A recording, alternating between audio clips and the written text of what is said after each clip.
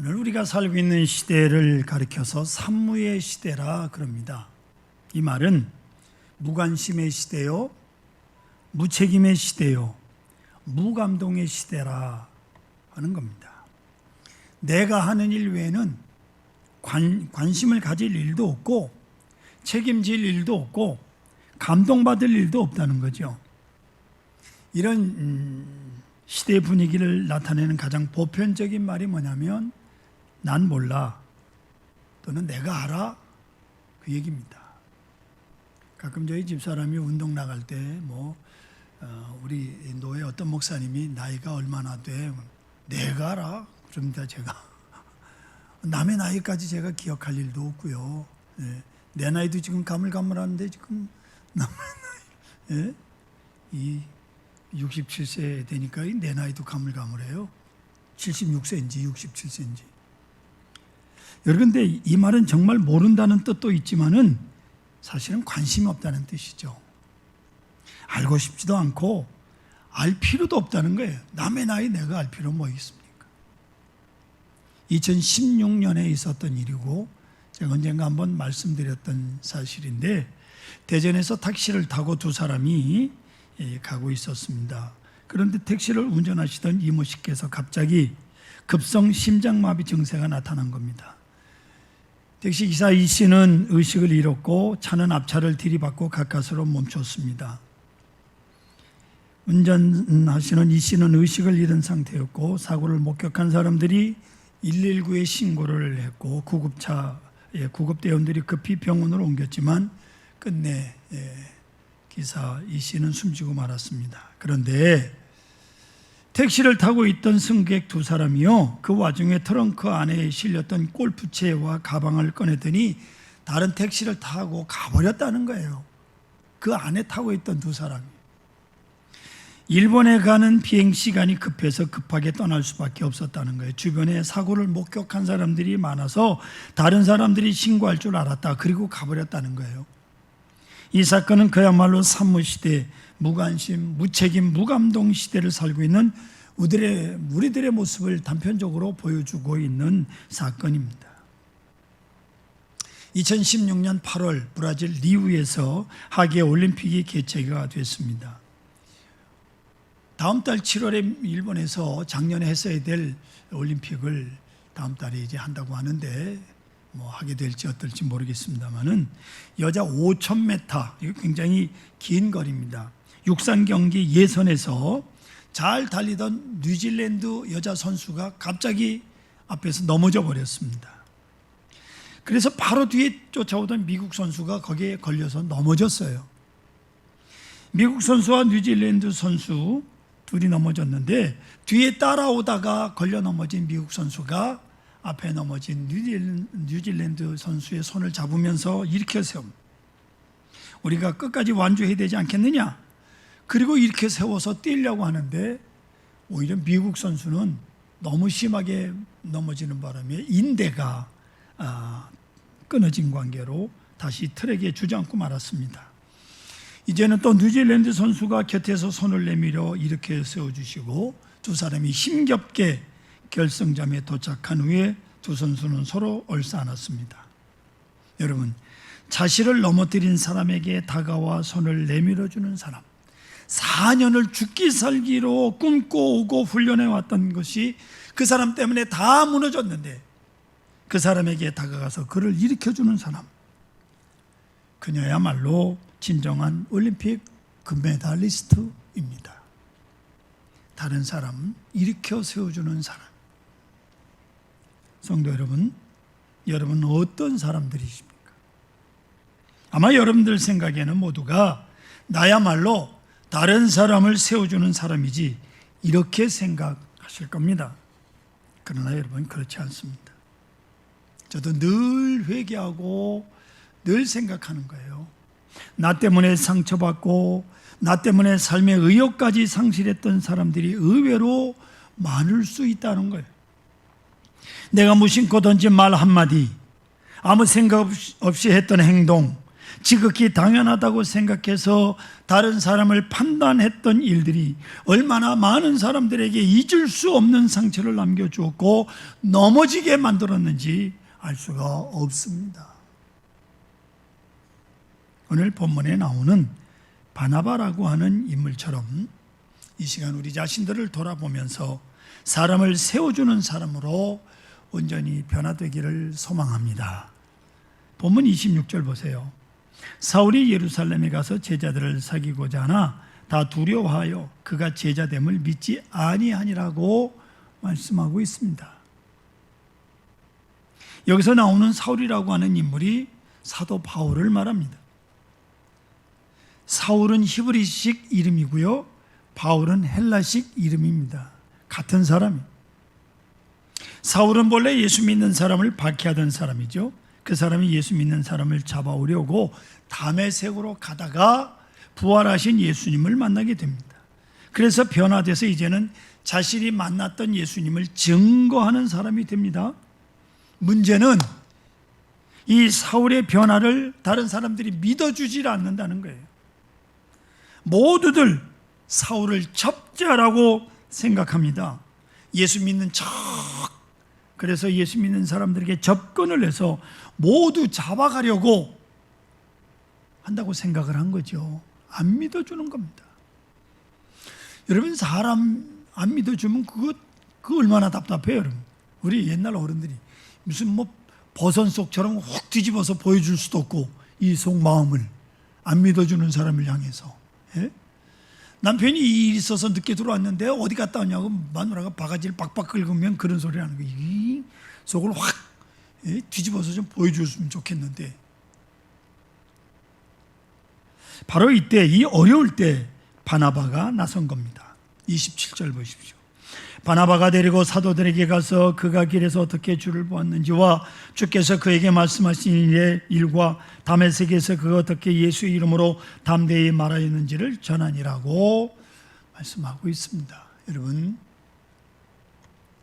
바나바는 그동안 사울이 겪었던 일, 또 그가 한 일에 대해서 자세히 사도들에게 설명하는, 이 사람이 얼마나 완전히 변화됐는가를 설명하는, 그렇기 때문에 사울은 사도들의 신임을 얻게 되고 바나바와 함께 복음을 전하게 됩니다.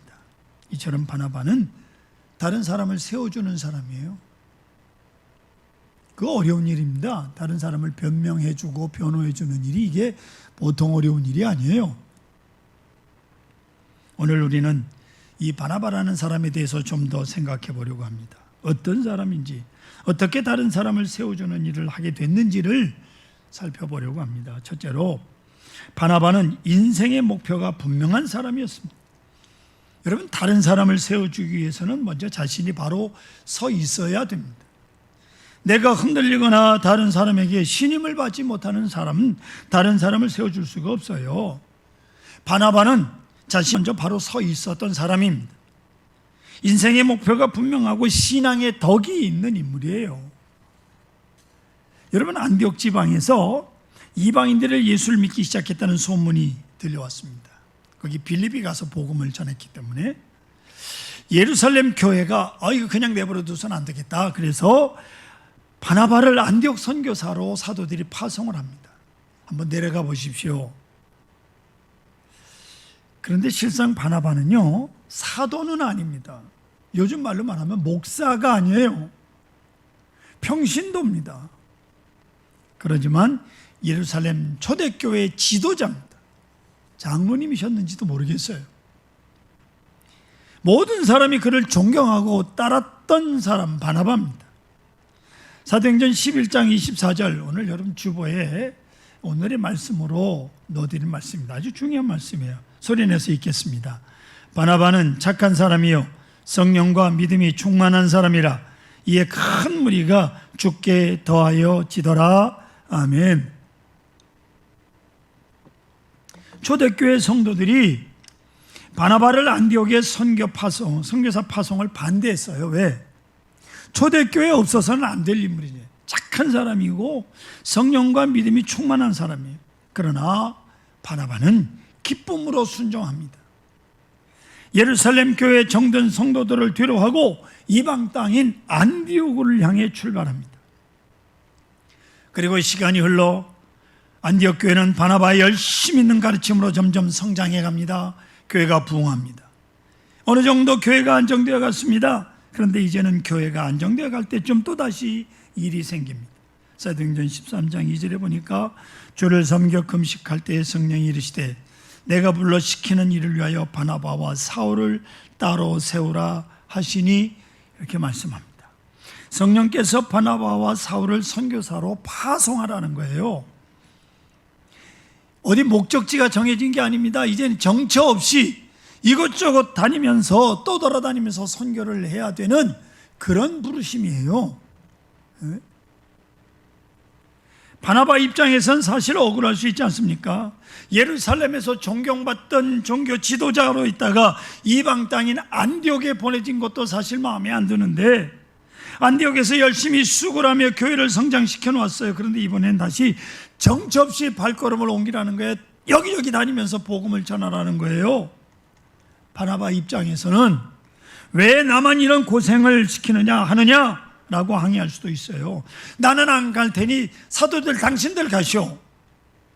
목사가 가야지 왜 평신도인 나를 보내냐고 그럴 수 있잖아요. 네? 그러나 그런 바나바는 이번에도 기쁨으로 순종합니다. 지금까지 쌓아왔던 모든 것을 버리고 선교하러 떠납니다. 성도 여러분, 그 이유가 뭡니까? 인생의 목표가 분명했기 때문입니다. 신앙의 목표가 하나님의 복음이 땅 끝까지 전파되는 것입니다. 그리고 이 복음 전도 사역에 내가 쓰임받는 것, 이것이 바나바 인생의 목표이며 신앙의 목표였습니다.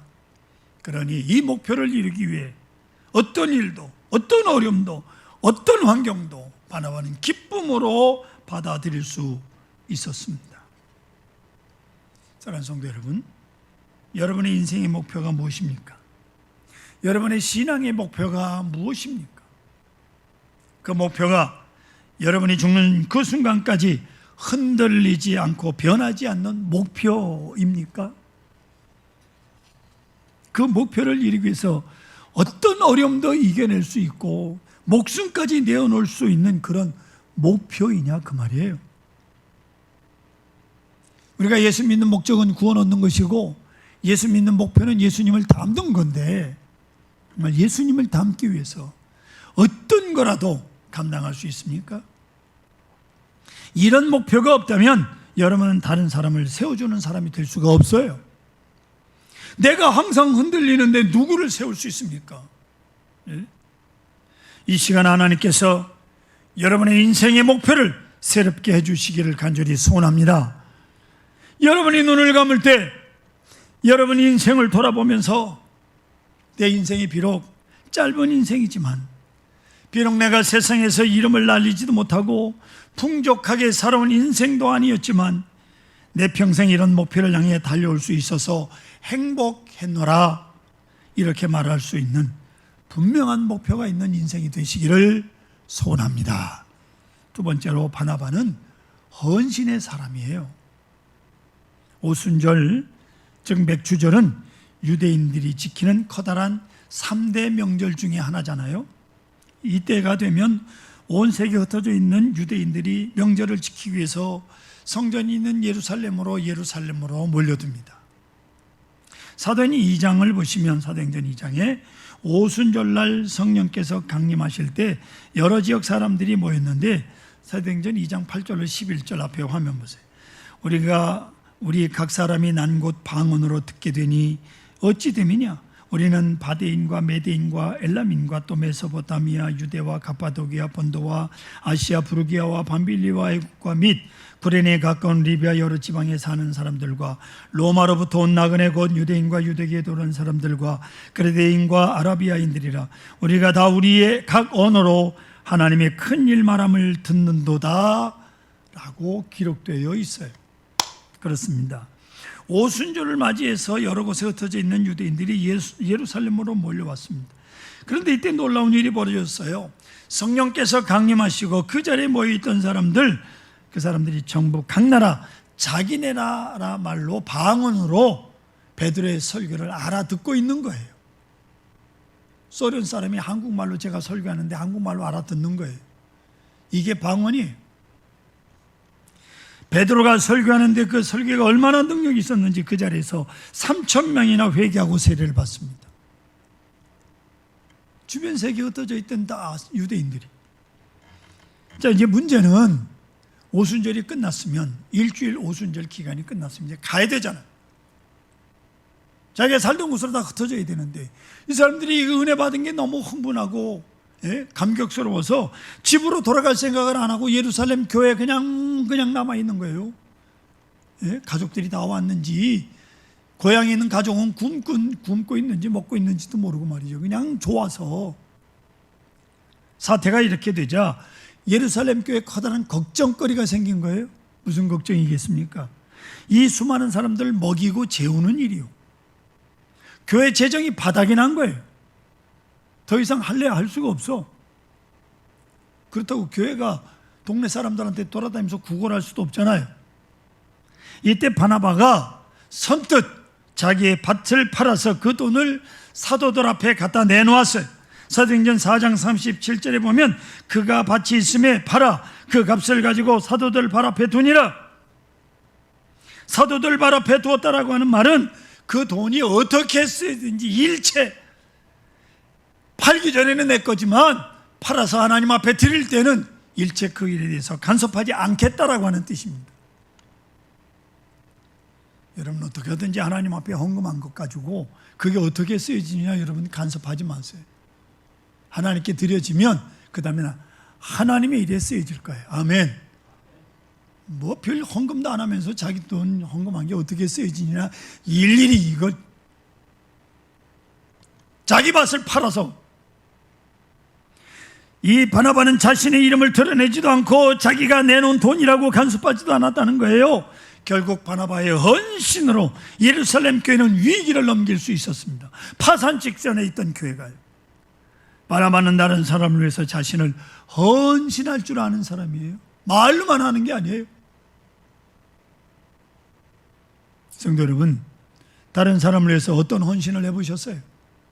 예?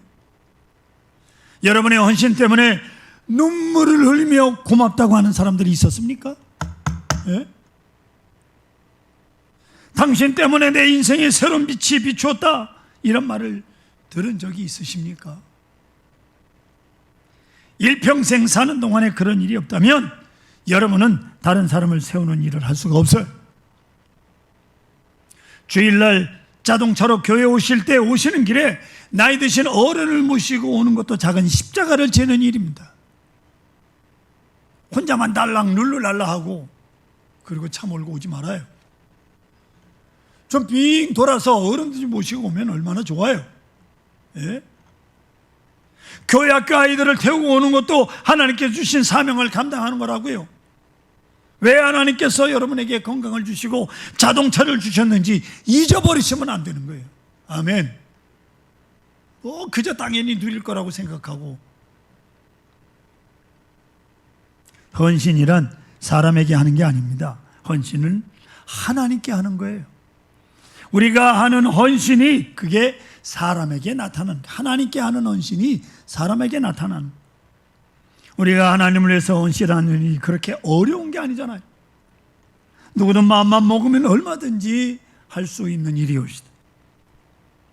여러분이 가지고 있는 것, 그것이 무엇이든 누군가를 위해서 선뜻 기쁜 마음으로 내놓을 수 있다면 얼마든지 다른 사람을 세우는 사람이 될 수 있습니다.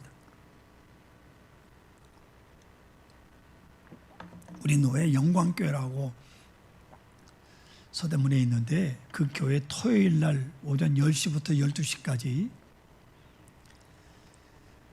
지체장애를 가지고 있는 장로님이 변호사입니다. 2시간 동안 무료 변호를 해요. 뭐 어떤 문제든지 가지고 오면 그 장로님이 2시간 동안 무료로 상담을 해줍니다. 여러분들 혹시 답답한 일 있으면 저한테 말씀하면 제가 모시고 가겠습니다. 토요일 날 10시부터 12시 사이. 법적인 문제가 있는 거예요. 별거 아니라고 생각하시지 마세요. 그 1시간 변호한 상담하는데 엄청난 돈을 그 어른은 장로님 안 받으시고 그냥 무료로 변호를. 상담을 해주는 거예요. 여러분들이 그저 가지고 있는 것, 다른 사람을 세우는 그런 기쁨을 누리시며 사시기를 축원합니다. 세 번째로, 바나바는 따뜻한 말로 다른 사람을 위로하는 사람이었어요. 바나바는 본명이 아닙니다. 별명이에요. 그의 본래 이름은 요셉인데 사람들이 그에게 바나바라는 별명을 붙여준 거예요. 바나바라는 이름의 뜻은 위로의 아들이라는 뜻입니다. 그게 별명이에요. 본명이 있어요. 바나바는 다른 사람을 따뜻하게 위로하는 사람이에요. 사도행전 15장 보시면 바울과 바나바가 심히 다투는 이야기가 나옵니다. 이 바울과 바나바가 다투면 절대로 안 되는 사람입니다. 아까 말씀드렸듯이 이 바울은 바나바 때문에 사도들에게 인정받은 사람이라고. 그러니까 바나바는 사울 입장에서 보면 은인이야. 예? 생명의 은인과 같은 사람인데 왜 그 사람하고 다툽니까? 사도 바울이 굉장히 나중에 보면 교만해진 거예요. 이거 알아야 돼요. 그 이유가 두 번째 전도 여행을 하기 위해서 준비하는 과정에서 바나바는 마가라고 하는 사람, 자기 조카를 데리고 가자고 했는데 바울이 이를 반대합니다. 그 이유가 첫 번째 전도 여행 때 사도 바울 일행이 이제 그 비시디아 안디옥이라고 그 안디옥이라고 하는 곳에서 이제 출발해서 구브로 섬에서 일정을 마친 다음에 비시디아 안디옥, 그 이제 지금으로 말하면 터키 중부 지역에 속한 그걸로 이제 전도 여행을 가려고 합니다. 근데 이 비시디아 안디옥으로 가는 길이 당시 세계에서 가장 위험한 곳으로 소문나 있습니다. 강도떼가 들끓고 있는 위험한 길이에요. 더군다나 거길 가기 위해선 타우루스라고 하는 산맥을 넘어가든지 지나가든지 돌아서 가든지 가야 되는데 그 굉장하고 험한 산맥이 타우루스라고 하는 산맥입니다. 그래서 겁이 난 마가는 도저히 여기 못 가겠다 그러고 집으로 돌아가 버린 거예요. 중간에 세 사람이 갔는데 한 사람이 돌아가 버렸으니 바나바와 바울이 얼마나 난감했겠습니까?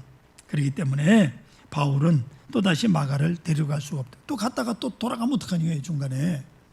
그거 싸우다가 결국 하는 수 없이 바나바는 마가를 데리고 가고 사도 바울은 실라라고 하는 사람을 데리고 갈라서고 맙니다. 갈라서요. 안타까운 일이지만. 그런데 10년 뒤에 사도 바울이 디모데에게 보낸 편지에 이렇게 써 있어요. 디모데서에 보면 4장 11절, 누가만 나와 함께 있느니라. 네가 올 때 마가를 데리고 오라. 그가 나의 일에 유익한. 10년 지난 다음에 바울이 내 일에 유익하다는 거예요. 이제는. 아니 버릴 때는 언제고? 바울도 교만했기 때문에 그런 거예요. 빌레몬서엔 또 뭐라는지 아십니까? 1장 24절에 또한 나의 동역자 마가, 아리스타고, 데마, 누가가 사도 바울이 마가를 뭐라고 하는지 자신의 동역자래. 이제는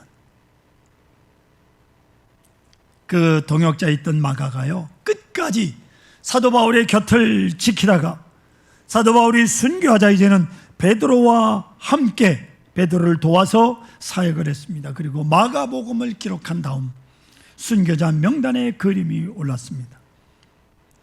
여러분, 바나바한 위로가 한때 절망에 빠졌던 젊은 마가를 다시 일으켜 세워서 순교자가 되게 했습니다. 바나바가 없으면 어떻게 했어요? 사울이 필요할 때 마가가 얼마나 필요했으면 10년 뒤에. 누가복음 17장 2절에 보시면 이 작은 자 중 하나를 실족하게 할진대 차라리 연자 맷돌이 그 목에 매어 바다에 던져지는 것이 나으니라 하는 말씀이 있어요. 여기서 실족하게 할진대라는 말은 헬라어로 스칸달론이라고 하는 말인데 이것은 짐승을 잡을 때 놓는 덫이나 올가미를 가리키는 말입니다. 스칸달론. 그래서 우리가 흔히 사용하는 말 중에 스캔들이라고 하는 말이 바로 이 스칸달론이라는 단어에서 나온 거예요. 무슨 얘기냐?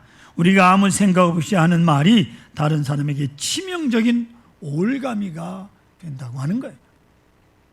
예수님께서 이렇게 말을 다른 사람에게 상처를 입히는 사람 말로 차라리 연자맷돌, 즉 나귀가 끄는 커다란 맷돌을 목에 메고 바다에 던져지는 게 낫다는 거예요.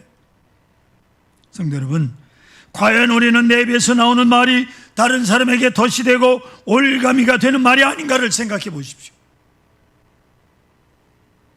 우리 입에서 나오는 말이 다른 사람을 실족하여 넘어지게 해서는 안 된다는 거예요. 때로는 하고 싶어도 하지 말아야 돼. 입을 다물어야 될 때가 있어요. 우리는 오히려 넘어진 사람을 일으켜 세워주는 말을 하는 사람들이지, 멀쩡하게 서 있는 사람을 넘어뜨리는 말을 하는 사람이 아니에요. 우리 그리스도인들은. 핸델이 지은 메시아는 그야말로 불후의 명곡으로 유명합니다. 핸델은 본래 영국 사람이 아니에요. 그런데 영국에서 주로 활동을 많이 했습니다.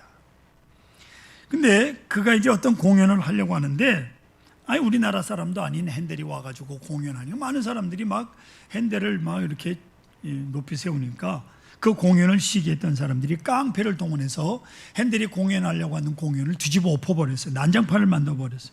그로 인해서 핸델은 뇌졸중으로 반신불수가 됐습니다. 절망한 나머지 실에 빠진 핸델에게 어느 날 친구 제닝스라고 하는 시인이 편지 한 통을 보냈습니다. 내용은 이렇습니다. 주님은 사람들에게 멸시와 버림을 받은 바 되었습니다. 그러나 지금 전능하신 주님은 온 세상의 왕이 되어 다스리고 계십니다. 친구 핸델이여 힘을 내십시오. 이게 편지의 내용입니다. 이 편지를 받은 핸델은 식음을 전폐하고 곡을 써내려갔습니다. 24일째 되던 날 하인이 핸델이 있는 방에 문을 열고 들어갔다가 무릎을 꿇고 눈물을 흘리고 있는 핸델을 본 겁니다. 그것은 바로 메시아라고 하는 대작이 완성된 것을 감사해서 그 핸델의 메시아 맨 뒤에 보면 솔리데오 그로리아라고 적혀 있는데 그 말은 오직 주님께 영광이라고 되어 있는 말입니다. 솔리데오 그로리아, 오직 주님께 영광. 불후의 명작 메시아의 탄생은 한 친구가 힘을 내라고 쓴 편지 그 말에 핸델을 일으켜 세워서 세상에 나온 곡이올시다. 우리가 해야 할 일은 판단하는 것이 아닙니다. 넘어진 사람에게 왜 넘어졌느냐, 이렇게 하면 안 넘어질 것을 왜 그렇게 했느냐, 그렇게 말하는 게 아닙니다. 우리가 할 일은 넘어진 사람을 일으켜 세워주는 일이 올시다. 지금 이 시간도 여러분 주위에 누군가 넘어져서 일으켜 세워주기를 바라고 있는 분이 있습니다. 여러분의 따뜻한 말 한마디, 감싸주고 위로해주고 격려해주는 말 한마디가 한 사람의 일생을 변화시킬 수 있다는 사실을 잊지 마시기 바랍니다. 사랑하는 성도 여러분, 바나바는 성경 착한 사람이라고 쓰고 있습니다. 성경에 단 한 번 착한 사람이라는 말이 나오는데 그가 바로 바나바올시다. 그것은 바나바가 다른 사람을 세워주는 사람이었기 때문에 누군가가 넘어졌다가 여러분 덕분에 다시 일어설 수 있다면, 누군가 삶의 의욕을 상실했다가 여러분 때문에 다시 용기를 얻어 일어설 수 있다면 여러분들도 하나님께 착한 사람이라는 칭찬을 듣게 될 것입니다. 아멘. 여러분이 서 있는 그 자리, 그리고 여러분이 가는 곳마다 넘어져 있던 사람들이 힘을 얻고 일어서는, 사람을 세워주시는 그런 여러분들이 되시기를 간절히 소원합니다.